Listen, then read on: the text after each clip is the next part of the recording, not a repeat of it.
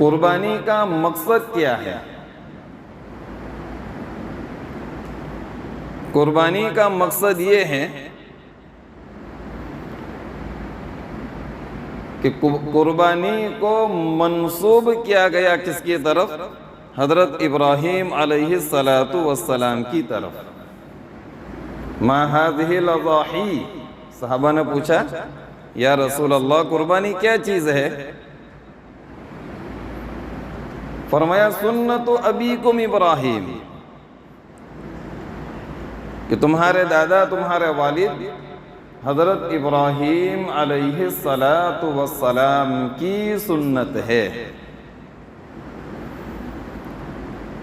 حضرت ابراہیم علیہ السلام کی پوری زندگی قربانی سے بھری پڑی ہے، پوری زندگی، بچپن سے لے کر کے موت تک۔ آپ حضرت ابراہیم علیہ السلام کے واقعے کو پڑھیں گے یا سنیں گے تو آپ کو پتہ چلے گا کہ انہوں نے کتنی ساری قربانیاں دی ہے۔ تو اس سے ہمیں یہ سبق ملتا ہے کہ ہمارے اندر بھی قربانی کا جذبہ ہو، ہمارے اندر بھی قربانی کا جذبہ ہو۔ صرف جانور کے گلے کے اوپر چھری پھرانا ہی قربانی نہیں ہے، بلکہ دین کے خاطر، اسلام کے خاطر، اللہ کی رضا کے خاطر ہر آن، ہر گھڑی، ہر وقت، ہر لائن سے قربانی دینے کے لیے ہمیں تیار رہنا چاہیے۔ اگر اللہ ہم سے مال کی قربانی مانگ رہا ہے تو مال کی قربانی دینے کے لیے ہمیں تیار رہنا چاہیے۔ اللہ اگر ہم سے اپنے جان کی قربانی مانگ رہا ہے تو جان کی قربانی دینے کے لیے ہمیں تیار رہنا چاہیے۔ اللہ تعالیٰ اگر ہم سے وقت کی قربانی مانگ رہا ہے تو وقت کی قربانی دینے کے لیے ہمیں تیار رہنا چاہیے۔ مثال کے طور پر سخت سردی کے اندر میں، ٹھنڈی کے اندر میں صبح سویرے اپنے بستر کو چھوڑ کر کے ٹھنڈے پانی سے وضو کر کے اللہ کے ایک فریضے کو ادا کرنا، یہ بھی ایک قربانی ہے۔ بندے نے نیند کو قربان کیا،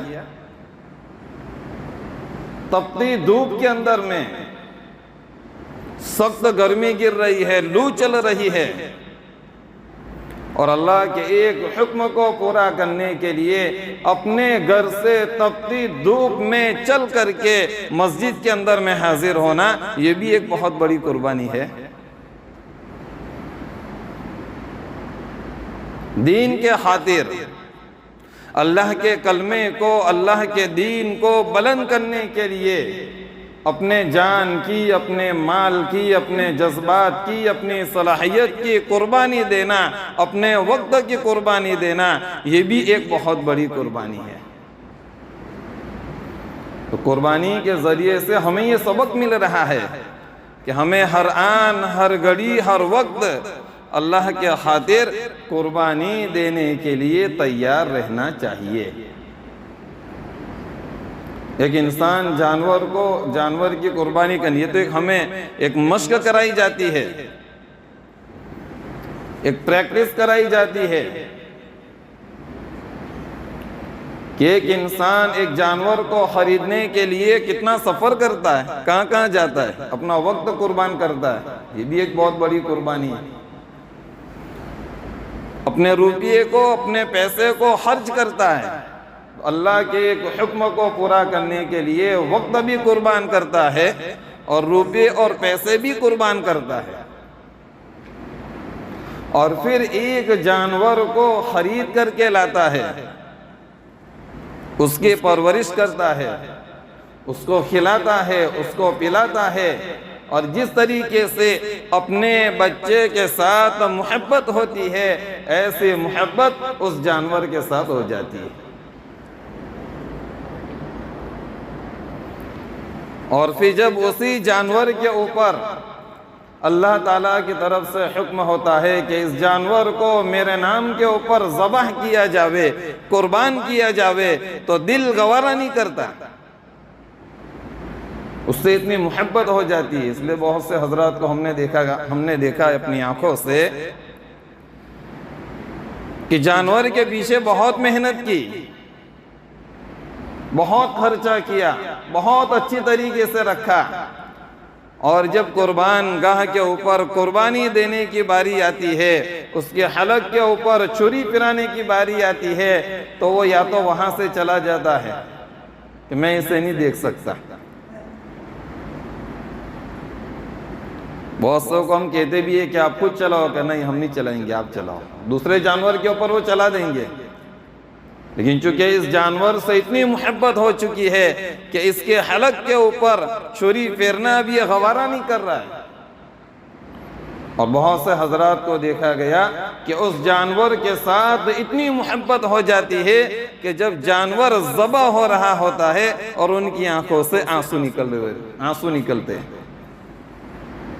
اور حقیقی قربانی بھی یہی ہے۔ قربانی اصل تو یہ اپنے جذبات کو قربان کرنا ہے اللہ کی رضا کے خاطر۔ اب جانور سے اتنی محبت ہو چکی ہے کہ ایک طرف جانور ذبح ہو رہا ہے اور ایک طرف ان کی آنکھوں سے آنسو بہ رہے ہیں۔ یہ قربانی ہے، یہ تو ایک مشق کرائی جا رہی ہے، ایک پریکٹس کرائی جا رہی ہے، ورنہ قربانی کا اصل مقصد یہ ہے کہ ہماری پوری زندگی قربانی کے لیے ہم صرف کر دے۔ اور جب کوئی چیز اللہ کے خاطر قربان کی جاتی ہے تو اللہ تعالیٰ اس کا بہترین بدلہ عطا فرماتا ہے۔ ان تنصروا اللہ ینصرکم، قرآن میں اللہ کہتا ہے تم اللہ کی مدد کرو، اللہ تعالیٰ تمہاری مدد کرے گا۔ مطلب کیا ہے؟ اللہ کے لیے قربانی دو، اللہ تعالیٰ ہمیں بہترین بدلہ عطا فرمائے گا۔ تو یہ ہے قربانی کا مقصد۔